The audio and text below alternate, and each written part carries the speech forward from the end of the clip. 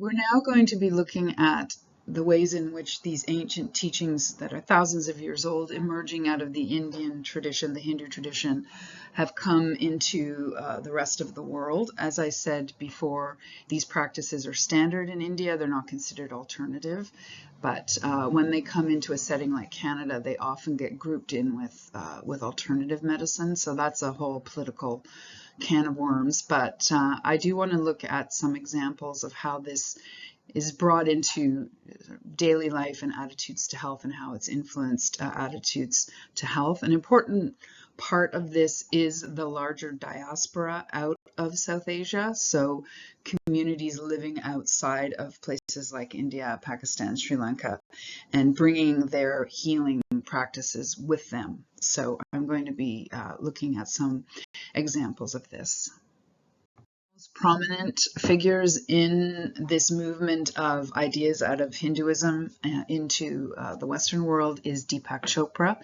Deepak Chopra started out as a physician in India and then moved to the United States. And he became interested in meditative practice.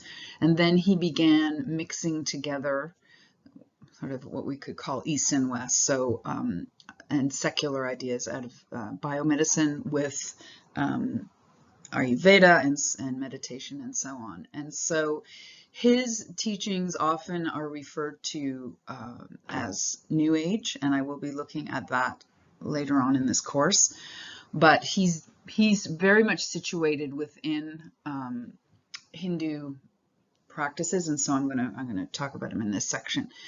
And he's been criticized for some of his writing, which is unsurprising. And so it's very interesting to see that many of the figures bringing this material forward are MDs. We're going to see it with Buddhism as well. And this speaks to the fact that particularly in the 1960s and 70s, these practices were seen as being very hippie and very outside the norm. And so it's often took a medical doctor with those letters after their name to get these teachings a fair hearing.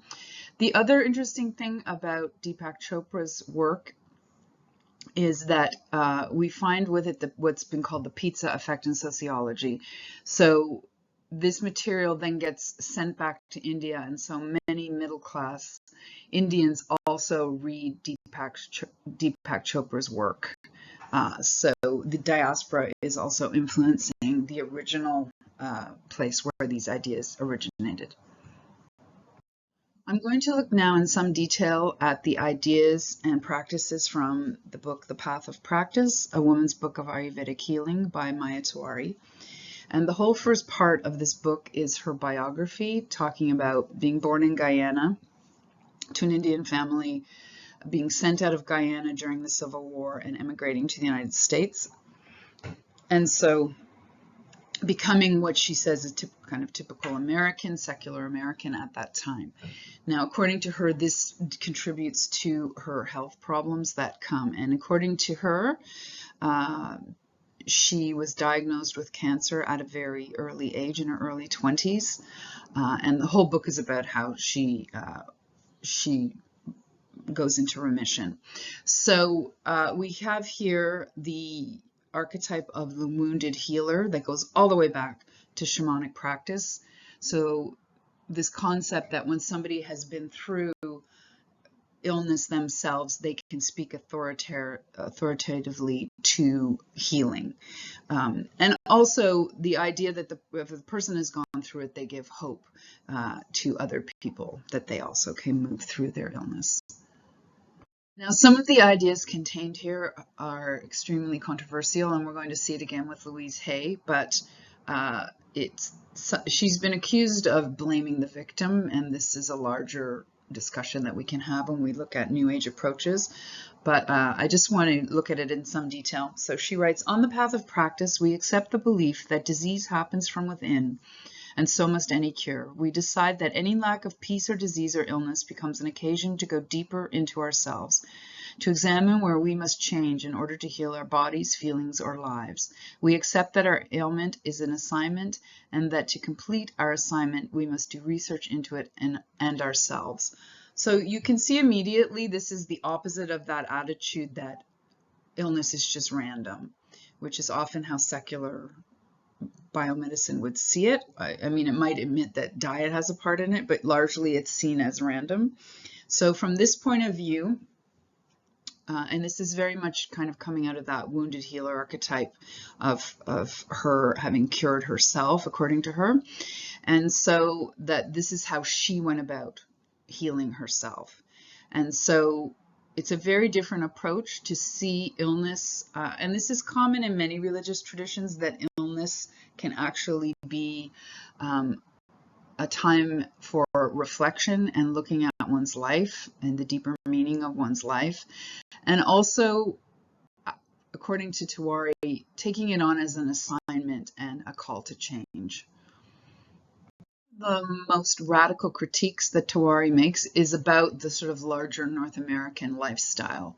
And in the opening section, she has a chapter called Crafting the Mask, or a section called Crafting the Mask, when she talks about her life in New York. And she's very clear that this, from the outside, certainly from a secular perspective, would be seen as a quote-unquote successful life.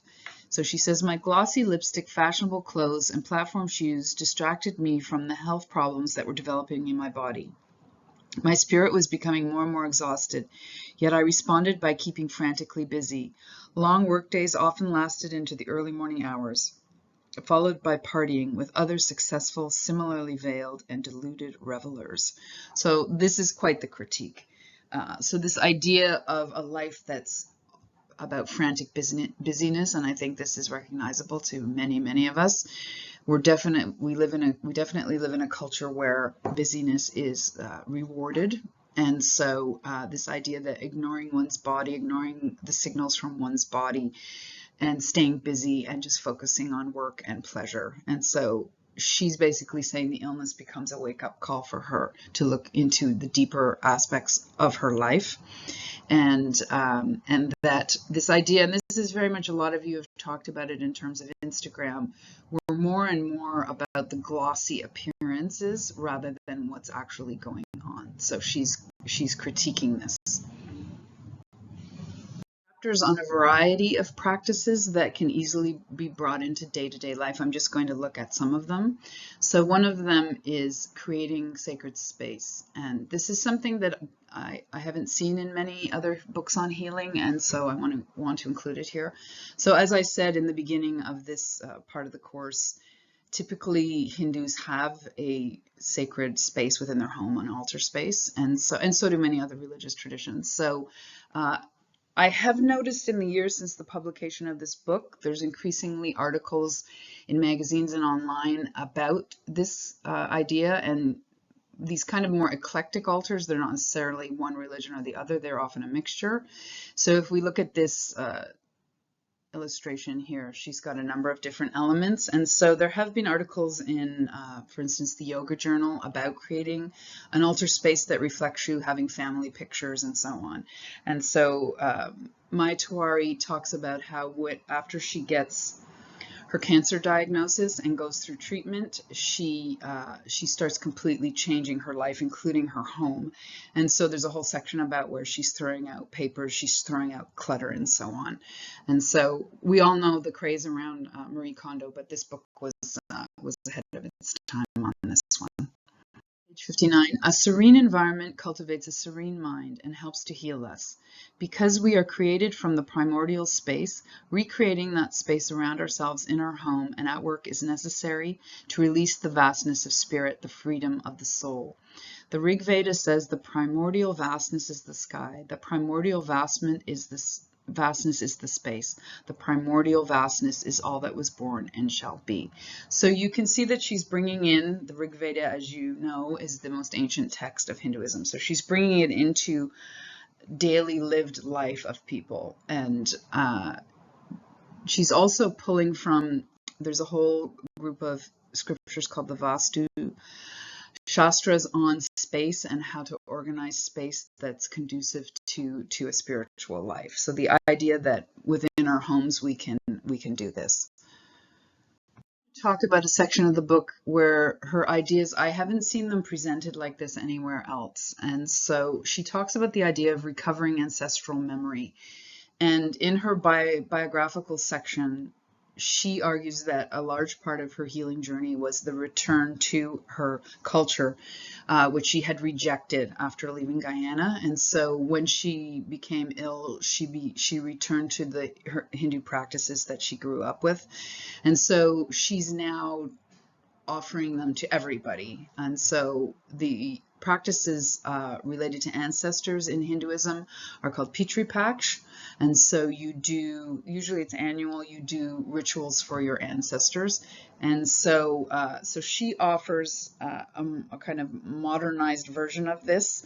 So she suggests a very kind of truncated ritual that people can do, but she also talks about the idea of just engaging with it. And so finding out about your grandparents and your great-grandparents and what they struggled with.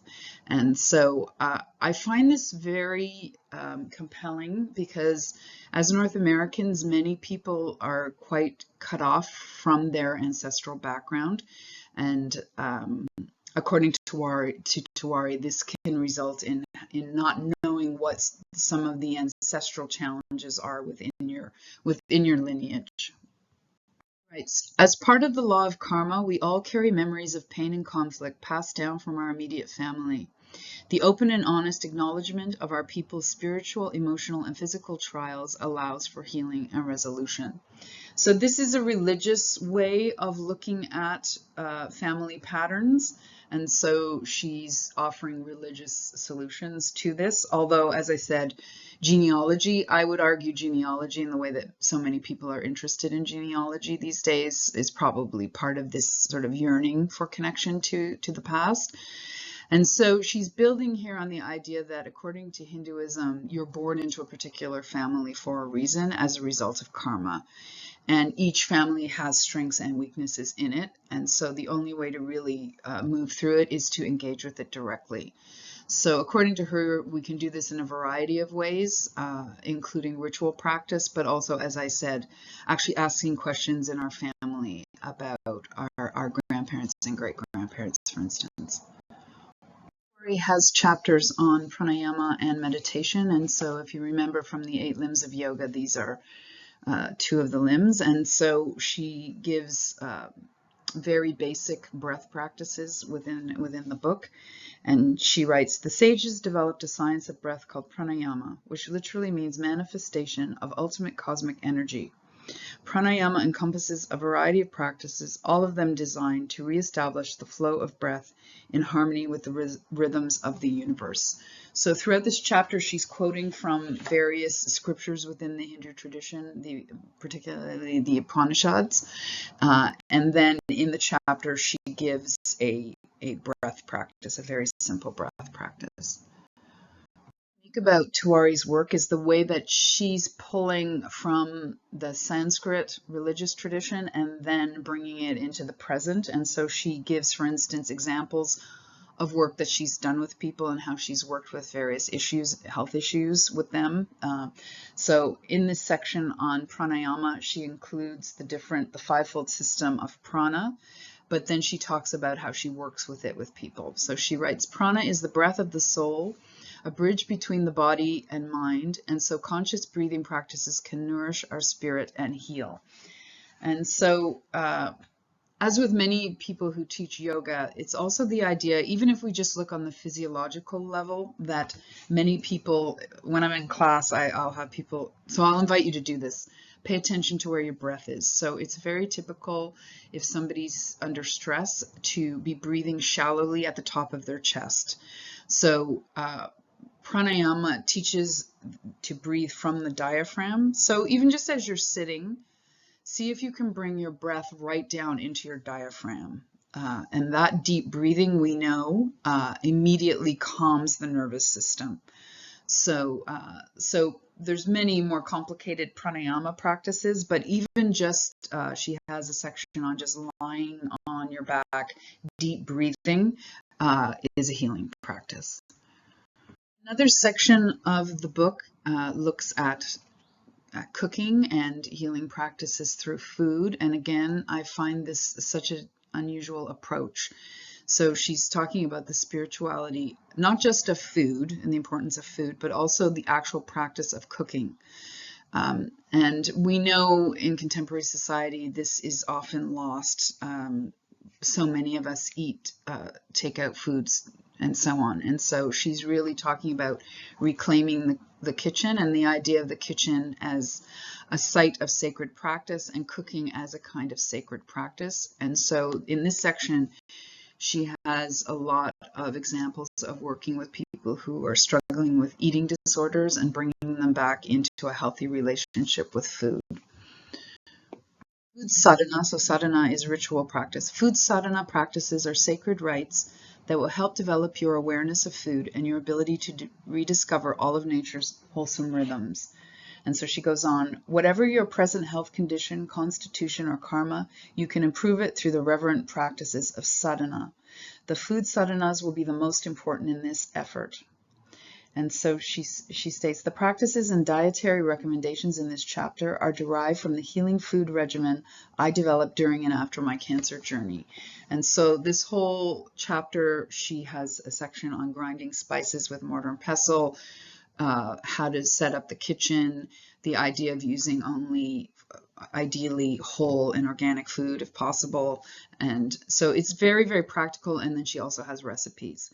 So the path of practice is unique in my experience in just including all these aspects of healing coming out of yoga, coming out of Ayurveda, but then translating them into a way that people can actually apply it into their daily lives.